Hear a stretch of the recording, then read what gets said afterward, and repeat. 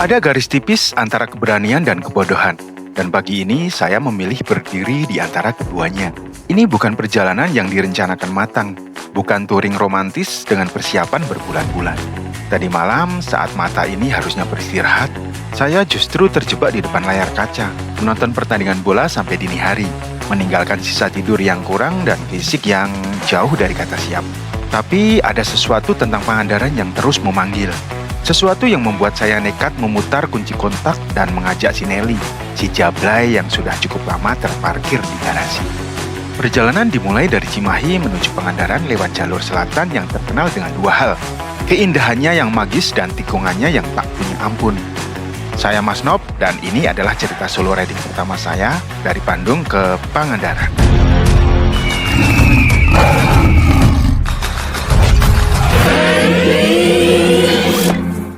Selamat pagi sedulur, ketemu lagi bersama dengan saya Mas Nop di Ini Journey Channel.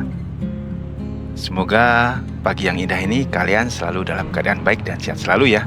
Setelah berbulan-bulan atau bertahun-tahun lamanya, bahkan berabad-abad gak pernah riding, akhirnya pagi ini saya akan mencoba riding tipis. Tipis-tipis semi tebal lah, karena jaraknya ya lumayan banyak, sampai ratusan kilometer, yaitu ke Pangandaran. Pagi ini saya bareng sama si Nelly, Benelli Patagonian tahun 2019 ini yang lama banget, atau lama nggak dibelai alias Jablay, nggak pernah riding bermesraan di aspal mulus. Sekarang mau coba untuk riding menuju ke Pangandaran lewat jalur selatan lor. Nah ini suasana pagi di area Cimahi. Nah, kenapa lewat jalur selatan? Ya jelas karena view-nya di sana juara loh. Nah ini kita belok ke jalan Gatsu ya loh. Buat dulur-dulur atau teman-teman orang Cimahi pasti paham. Nah di sini nanti kita akan lewat ke Lewi Gajah, ke Marga Asih, lalu lanjut ke Jalaharupat, terus ke Soreang, Ciwidey, dan lanjut ke Cidaun. Nah ini kita udah sampai di Marga Asih lur, tepat sebelum sampai di pasar Marga Asih. Ini biasanya kalau pagi-pagi cukup rame yang aktivitas di pasar karena di sini ada pasar. Jadi sebenarnya tadi saya harus memulainya lebih awal, lebih subuh. Ya tapi karena semalam begadang nonton bola, beres sekitar jam 5-an tadi lah. Ya akhirnya siap-siap, pas berangkat udah agak siangan. Nah ini jadi problem, karena saya belum istirahat. Semalam rebahan, tidur jam 12-an, bangun jam 2. Aduh. Dan ini suasana di pasar Marga Asih udah mulai cukup ramai, tapi nggak terlalu crowded atau nggak terlalu ramai loh, nggak terlalu full. Biasanya di sini macet parah ini. Dan akhirnya ini kita langsung loncat ke Stadion Jalaharupat loh. Nah punten ini karena ternyata audio saya bermasalah, jadi sebagian akan saya dubbing. Nah yang penting kita bisa melakukan riding sambil saya coba cuap-cuap, biasa ngedabrul ala Mas Nop. Mohon maaf kalau bahasa saya nggak jelas atau cara ngedabrul saya seperti ini ya, memang aslinya saya tuh gagap bukan gitu, maksudnya nggak pintar ngomong, makanya ya udah ini biar sambil gedabrul biar nggak ngantuk. Karena jujur ini barusan ketiup angin mulai terasa ngantuknya. Ya gini kita coba nikmati seadanya, sebisanya. Karena riding ini sebenarnya juga nggak terlalu nggak direncanakan matang-matang. Memang sih keinginan untuk riding ke Pangandaran itu udah lama, tapi untuk pelaksanaannya ya ginilah, kalau cuman wacana nggak pernah terlaksana. Ya, akhirnya ya harus dipaksain. Dan ini hari Minggu pagi cukup ramai loh. Jalaharupat biasanya di sini banyak orang-orang yang jogging, lari, dan ada pasar tumpah seperti yang dilihat ini. Kanan kiri ini terutama sebelah kiri nih banyak yang berdagang. Nah, oke lur, ini kita lurus terus sampai ke alun-alun Soreang. Nanti dari alun-alun Soreang kita belok ke kanan menuju ke alun-alun Ciwidey. Ya, doain semoga perjalanan ini lancar tanpa kurang suatu apapun. Nah, ini kita udah sampai di alun-alun Ciwidey. Ini saya bener-bener terasa, kayaknya harus istirahat dulu. Tadi juga nggak sempet sarapan, jadi nanti saya akan coba nyari sarapan di sini nih. Di sekitar sini kira-kira di mana ya? Biasanya gorengan sama kopi aja cukup. Ini kopi tadi dibekali istri, tinggal nanti nyari gorengan. Cuman ini lihat gini, kita nyari tempat yang agak nyaman, nyantai. Sepertinya di depan ini ada Indomaret. Saya akan coba istirahat aja di situ. Nanti kita cari di situ ada roti atau ada apalah buat ngeganjel. Udah umur gini rawan sama namanya masuk angin kalau perutnya kosong lur. Nah ini dia, kita masuk ke Indomaret sebentar. Seharusnya pagi seperti ini adalah kemewahan bagi seorang pengendara. Udara bersih yang menusuk jaket, pemandangan hijau yang memanjakan mata, semua syarat untuk riding yang sempurna ada di sini. Tapi tubuh tidak bisa berbohong. Efek begadang semalam mulai mengirimkan tagihannya. Fokus saya agak buyar, kepala terasa sedikit berat, dan ritme berkendara jadi tidak seluas biasanya. Saya memutuskan untuk menyerah sejenak pada lelah, berhenti di sebuah Indomaret untuk sarapan, mencari ruang untuk sekedar menghela napas.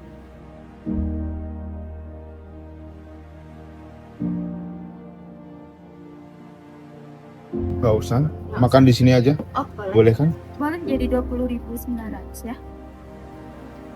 Lucu rasanya, di tengah perjalanan Solo yang nekat dan serba dadakan ini, sentuhan kecil dari rumah justru yang menjadi penyelamat.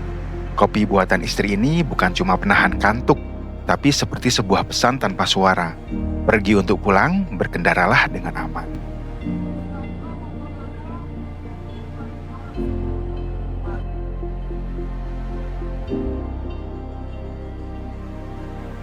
Kafein sudah mengalir di darah, dan bekal dari rumah sudah menuntaskan rindu yang paling awal. Fisik mungkin belum 100%, tapi perjalanan menuju pesisir selatan baru saja dimulai.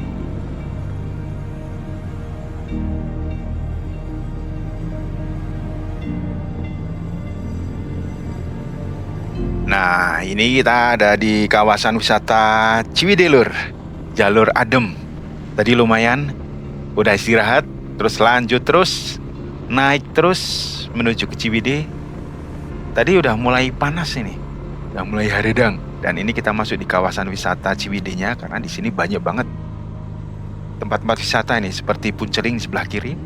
Nanti di depan ini kita ketemu dengan wisata Kawah Putih, MT Highland, terus Hijau Forest, banyak banget. Dulu ada Cimanggu, terus ada Walini juga.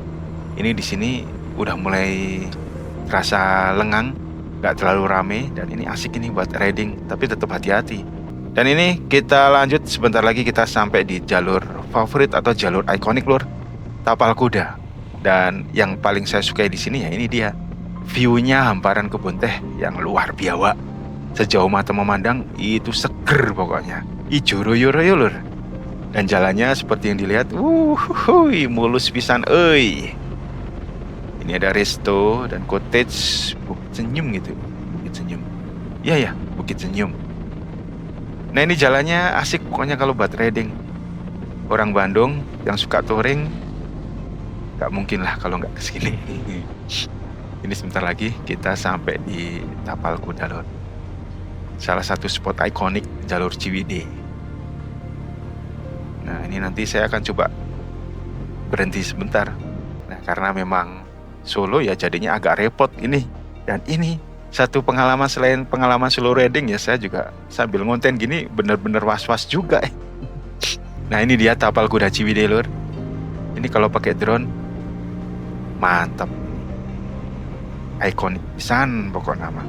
Ciwidey ya ini nih yang bikin asik. Jalurnya terus hamparan kebun tehnya itu gak ada lawan pokoknya. Gak ada obeng. Nah, ini lurus dan maksudnya jalannya mulus, turun terus. Nanti kita ketemu dengan Ekopark Curug Tilu di sebelah kanan, dan di depannya itu buat dulu yang suka mendaki pasti tahu di situ ada jalur menuju ke Gunung Padua via Sindang Reret sama Cipanganten. Cuman terakhir tutup sih, itu permanen katanya. Ya nggak tahu sekarang udah dibuka lagi atau enggak, karena begitulah birokrasi atau konspirasi. Konspirasi lagi.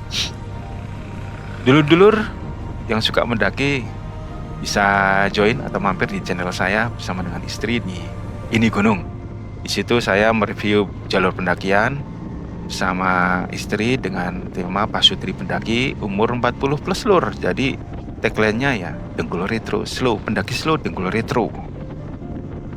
Oke, kita lurus terus menuju ke daerah Ranca Bali. Ini udah masuk Ranca Bali. Dan ini dia sebelah kiri itu ada Kawah Rengganis lur. Nah ini terakhir menuju ke Cipanganten itu dilewatkan di situ. Saya terakhir mereview itu lewat situ. Jalurnya lumayan sih. Pakai motor biasa masih oke, tapi bagus lagi pakai motor trail lah. Karena bebatuan makadam itu. Kemarin pakai mobil si R3 masih oke. Tapi ya itu pelan-pelan. Dan ini kita terus menurun. Ini sebelah kiri banyak tanah longsor. Karena memang musim hujan ini rawan longsor lur. Mesti hati-hati. Jangan ngelamun aja. Dan yang terpenting kalau mau riding ini harus kita bersahabat dengan perakhiran cuaca. Kita biasa naik gunung, jadi kita terbiasa dan dibiasakan untuk membaca cuaca, perakhiran cuaca. Apalagi kalau di gunung kan lebih ekstrem. Kalau di jalan gini hujan atau badai atau apa masih enak, gampang nyari tempat berteduh. Nah ini nih, belok-belok gini sebenarnya asik. Tapi kayaknya kondisi saya saat ini yang kurang tidur, jadi kurang asik Ini nanti di depan itu banyak yang foto-fotografer itu loh. Nanti dia diposting di IG, terus nanti woro-woro kalau ngasih info kalau mau foto aslinya DM atau gimana gitu. Japri, nanti dikasih file asli. Gak tahu harganya berapa. Nah itu tuh. Banyak yang foto-foto pokoknya, fotografer. Biasanya nyari-nyari foto candid teman-teman bikers atau yang suka riding pagi-pagi, nyarinya ya kesini nih. Bisa di Ciwidey ini, terus selain di Ciwidey ada di Lembang, di Pengalengan. Nah, sekarang udah menjamur sih seperti itu. Saya sendiri nggak begitu paham, karena saya sendiri juga suka moto-moto, suka video, jadi ya kadang mikir mending moto-moto aja sendiri. Tapi satu waktu memang perlu difotoin yang stand. Oke lur, kita lanjut lagi. Ini semoga videonya bagus ya. Saya biasa tak taruh di jambel di kepala ini. Jadi kalau dilihat itu kayak jengger ayam. Nanti kita utak-utik lah view-nya. Yang penting untuk view depannya bisa terlihat jelas. Nah, ini banyak banget yang pacaran biasa, bikers riding bareng pasangan. Saya biasanya bareng pasangan. Ini sekarang benar-benar pengen nyoba sendiri. Saya mau mengukur batas diri sendiri. Apalagi ini kurang tidur Ya lihat aja nanti bisa sejauh mana. Yang jelas ini saya ridingnya santai. Kalau nggak kuat ya nanti istirahat aja. Nyari penginapan. Oke, ini kita lanjut terus lewatin jalur surgawi Ciwidey yang aduhai. Banyak yang berhenti. Ini real estate ya, kok real estate? Iya, real estate Cibuni gitulah. Yang terkenalnya dengan kayak perumahan yang di FTV ya, FTP kalau orang Sunda. Karena orang Sunda nggak bisa ngomong F. Misalnya F. Lepas dari Ciwidey, aspal mulai menuntun saya masuk ke sebuah dimensi yang berbeda. Kawasan wisata ini menyambut saya dengan hamparan kebun teh yang seolah tak ada ujungnya. Hijau sejauh mata memandang, kabut tipis yang sempat mengganggu penglihatan, kini justru berubah menjadi pelengkap dekorasi alam yang magis. Bagi para pecinta roda 2, tempat ini bukan sekedar jalan lintas. Ini adalah jalur surgawi. Sebuah destinasi impian yang selalu berhasil memanggil siapa saja untuk datang, memutar gas, dan melupakan sejenak beban di kepala. Rasa kantuk dan lelah yang tadinya menggelayuti pundak perlahan menguap, digantikan oleh rasa takjub yang luar biasa. Sinelli meraung konstan, berkompromi dengan indahnya alam. Di jalur ini, saya tidak ingin berkendara terburu-buru. Saya ingin menikmati setiap detiknya. Menikmati bagaimana angin dingin menerpa wajah, dan bagaimana setiap tikungan memanjakan mata dengan sudut pandang yang berbeda. Roda terus berputar, hingga akhirnya aspal membawa saya tiba di sebuah titik transit yang ikonik, Res Area Naringgul. Disinilah garis tak kasat mata itu berada, batas yang memisahkan dinginnya Kabupaten Bandung dengan eksotisme Cianjur yang menanti di depan mata. Akhirnya kita sampai di bawah, Lur. Setelah tadi dari atas Ciwidey, Caracabali, kita turun terus lewat, ini kalau nggak salah udah masuk kelok-kelok 1000 itu ya, kelokan 1000. Saya sering, udah berapa kali lewat sini, cuman ya biasalah faktor lupa inget. Ini batas antara Kabupaten Bandung dengan Cianjur. Wow, tapi terlihat ramai. Wah, guys, kagok juga ini. Kita lanjut aja lagi. Ini lewat jalur kilokan 1000 karena berkilok-kilok. Tapi ini jalurnya asik. Terakhir kesini itu kalau nggak salah waktu mau ke Ujung Genteng, bareng dulur-dulur komunitas Bringkai itu. Saya bareng istri di sini atau di mana ya? Di belakang tadi ya. Lagi ada pengaspalan itu sama pelebaran kayaknya. Dan ini, aduh, emang saya udah lama banget nggak lewat sini. Udah jauh beda dan ini lebih mulus, agak lebar ya. Wah, mantep ini. Tapi mesti hati-hati, Lur. Ini jalannya turunan terus, terutama untuk rem yang motor-motor matic. Ini kalau motor manual gini ada engine-nya, jadi asik, masih kebantu lah. Tapi ya ini nih, jadi kepalanya mulai nyut-nyutan lagi nih. Ini banyak tikungan, jadi asik sih buat cornering. Gak bisa lah cornering Nelly sama Nelly ini ya, tipis, miringnya dikit karena pendek itunya, langsung kena knalpot. Ya namanya juga semi cruiser atau motor cruiser ya, hampir Davidson katanya. Buat saya sih nggak masalah mau motor apapun, yang penting enak joknya. Ini joknya saya suka itu lebar dan posisinya enak. Oh iya bener ya, bener, ini jalannya lebih mulus dan lebih lebar, nggak kayak waktu itu. Ini lebih asik ini, Lur. Wah bener garis markanya jelas. Ini kuning di tengah ini jangan nyelip ya, Lur. Kecuali ya, nah kecuali seperti ini nih. Kadang kita nemuin kendaraan atau truk muatan yang pelan banget, jadi ya mau nggak mau kita selip. Nggak mungkin kita, apalagi pas tanjakannya bahaya banget kalau pas kita nanjak di belakang truk gitu ya. Karena dulu pernah pengalaman trauma naik mobil pemunduran truk. Coba pemunduran truk itu apa namanya? Kemundurannya mundur nimpa loh. Itulah masa lalu. Oke, kita selip dulu ini mumpung kosong truk muatan. Kali lagi hati-hati kalau di belakang truk, terutama pas tanjakan. Jaga jarak. Dan bener ini berat pisan, Lur. Tepar kayaknya saya ini. Mulai keringat dingin. Ini saya harus berhenti lagi, dan seperti biasa di depan ini sebentar lagi kita sampai di rumah makan Panorama Alam. Ini turunan, setelah turunan ini nanti sebelah kanan, Lur. Dan itu tempatnya memang ideal buat istirahat, buat ngademin atau dinginin rem ya, kampas rem. Karena dari tadi remnya bekerja intens dan sering, ini berat banget. Dan ini dia di depan ini ada rumah makan Panorama Alam. Nanti kita istirahat sebentar di situ.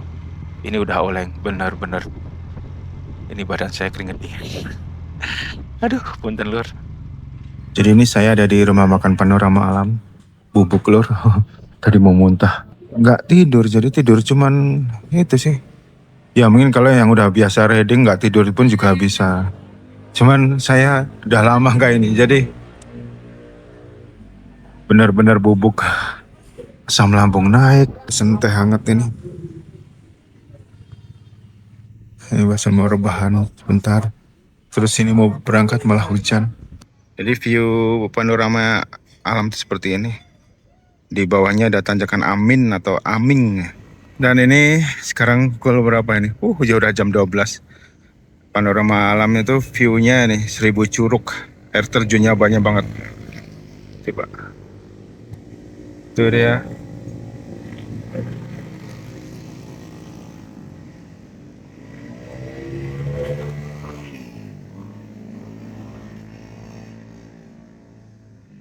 Ini pas tanjakan jadi gandeng. Istirahat di panorama alam tadi setidaknya memberi napas buatan bagi tubuh saya. Jujur saja, kondisi badan pagi ini benar-benar kacau. Efek begadang semalam mulai bermutasi menjadi paket lengkap. Pusing, mual, dan gejala masuk angin yang semakin menjadi-jadi. Tapi perjalanan harus tetap berlanjut. Roda Sinelli kembali berputar, membelah sisa-sisa turunan. Di jalur ini saya melewati Curug Ceret, salah satu spot paling ikonik di Naringgul, yang airnya kerap memercik ke aspal jalanan. Banyak orang berhenti di sana untuk mengabadikan momen. Saya pun ingin, tapi melihat situasi yang kembali ramai, ditambah kepala yang semakin denyut hebat akibat dihajar jalur yang terus meliuk-liuk tanpa ampun, ego saya harus mengalah.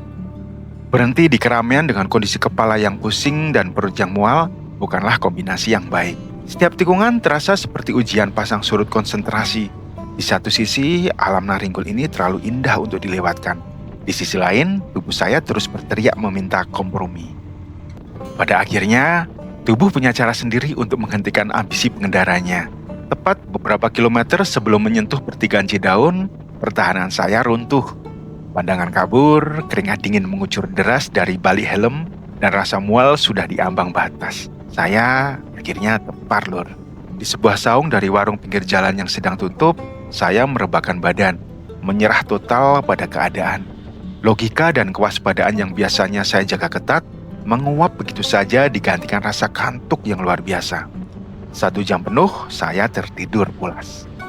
Saat terbangun, sebuah kesadaran menggelitik pikiran saya.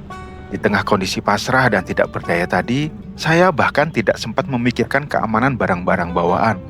Tas, dompet, kamera, HP, hingga Sinelli tergeletak begitu saja tanpa pengawasan. Dan yang jelas, momen ini sama sekali tidak terekam. Ya, boro-boro. Kalau dipikir-pikir, ini benar-benar lucu. Sebuah ironi yang menampar ego saya. Biasa melakukan perjalanan panjang lintas provinsi, membelah pulau, menghabiskan waktu berhari-hari tanpa masalah. Tapi hari ini, di rute yang terbilang dekat dan sudah sering saya lewati, saya justru tumbang dengan sukses. Aduh. Dan ini saya ada di pom bensin Cidaun ya. Istirahat sebentar, lihat SPBU sambil nanti coba mau isi lagi, fullin lagi.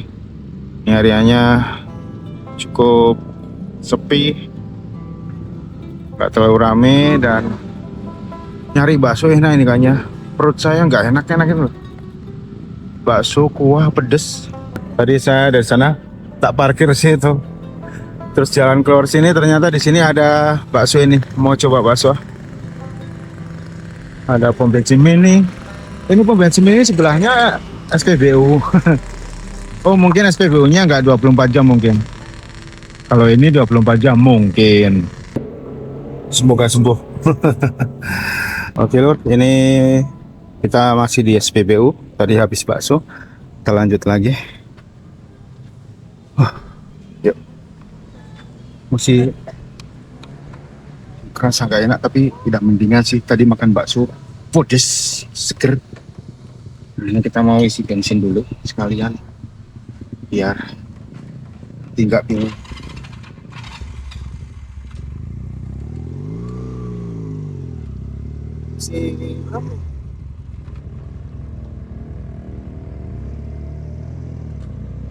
Like Palet 50 enggak?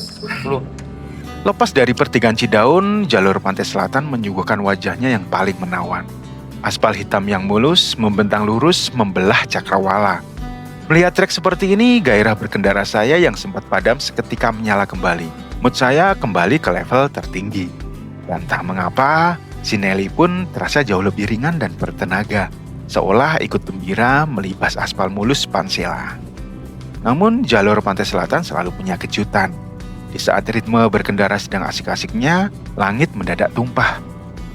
Hujan deras mengguyur tanpa permisi. Di bawah normal, mungkin saya akan memilih berteduh. Tapi melihat jarum jam yang terus berputar dan hari yang mulai beranjak petang, saya memutuskan untuk terus melaju. Menembus hujan, membelah dingin, melibas keterbatasan. Hingga akhirnya roda Sinelli membawa saya menembus pekatnya sore di Alfamart Simpang Santolo.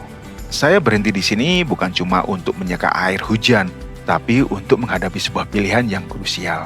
Apakah saya harus nekat menyalakan mesin Sinelli, menembus pekatnya malam, dan melibas sisa jalur menuju Pangandaran? Atau menurunkan sedikit ego, mencari penginapan terdekat, dan melanjutkan sisa perjalanan esok hari dengan kondisi yang lebih manusiawi? Pada akhirnya, logikalah yang memenangkan perdebatan di Simpang Santolo ini. Menembus malam di jalur selatan yang minim penerangan, dengan kondisi fisik yang belum pulih total, bukanlah keputusan yang bijak. Saya memilih mengalah, menurunkan sedikit ego, dan memutuskan untuk mencari penginapan di pantai Sayang Helang. Hari mulai gelap, di saat saya harus mendokumentasikan perjuangan mencari penginapan di tengah pekatnya pesisir, kamera saya menyerah. Baterai habis total, menyisakan kegelapan tanpa rekaman visual. Mungkin ini adalah cara semesta memaksa saya untuk benar-benar beristirahat. Berhenti memikirkan sudut kamera, berhenti menyusun narasi, dan fokus pada apa yang paling dibutuhkan tubuh saya saat itu, yaitu jeda. Jadi semalam langsung tepar.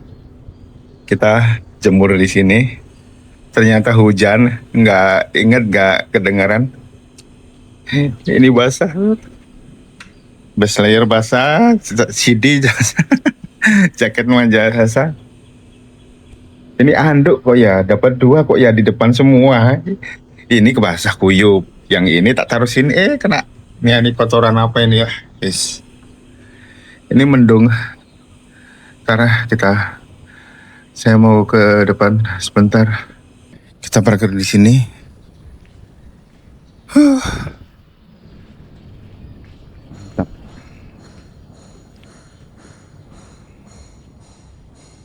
Ini bawaan kita nih, tripodnya di sini.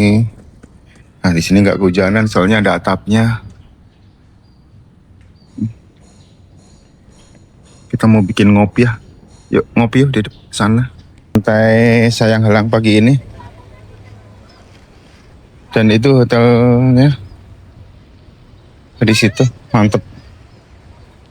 Kita jalan-jalan dulu sebentar sambil ngelemesin kaki. Jadi kemarin kalorinya nggak terlalu bakar banyak, makannya yang banyak. Pagi selalu punya cara untuk menyembuhkan. Setelah malam tadi tubuh ini menyerah total pada lelah, pagi ini semua merasa jauh lebih baik. Pusing, mual, dan dinginnya sisa hujan kemarin menguap, digantikan oleh energi baru yang segar. Sebelum kembali memutar gas Sinelli, ada satu ritual yang tidak boleh terlewatkan.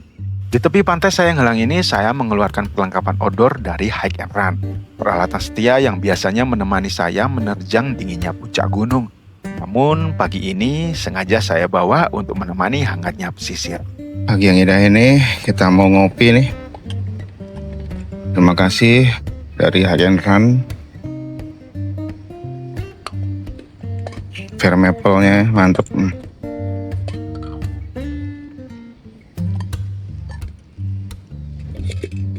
Kita bawa segini aja.